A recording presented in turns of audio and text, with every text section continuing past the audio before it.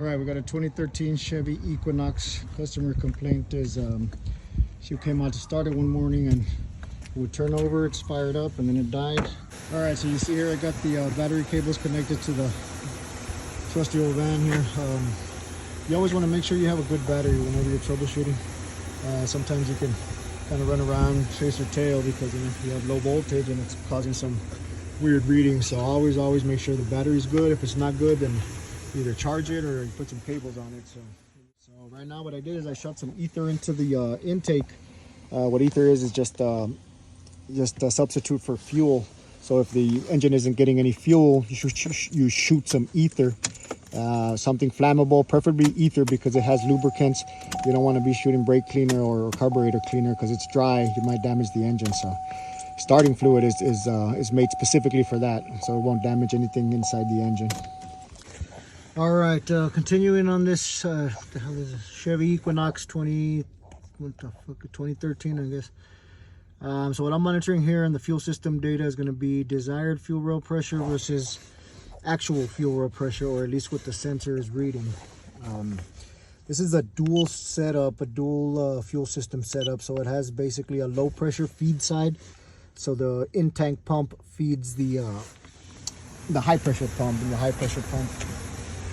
Hey, that's this sucker right there. Sort of like diesel injection. So you have a supply from the fuel tank up to here. This is the fuel line coming into the tank, and then this sucker multiplies the fuel pressure, get it up to a couple thousand psi. Just direct injection. High pressure means better burning, and better burning means better exhaust gas, and better exhaust gas means the government's happy. So we're looking at fuel pump enable command, which is basically the computer telling the pump to come on. And then we're also looking at desired fuel pressure. This is measured in millipascals, I think, whatever the fuck that is. But we're going to monitor engine speed, and then actual pressure versus desired pressure. And there.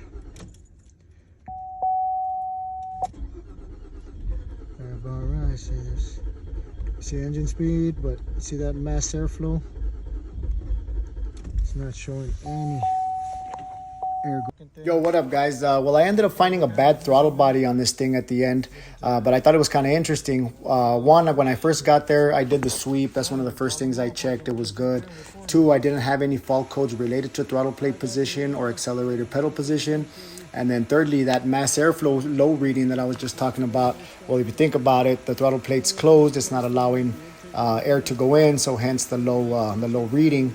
And then lastly, it also proves that simply pulling a fault code is not a diagnostic, so call a motherfucker.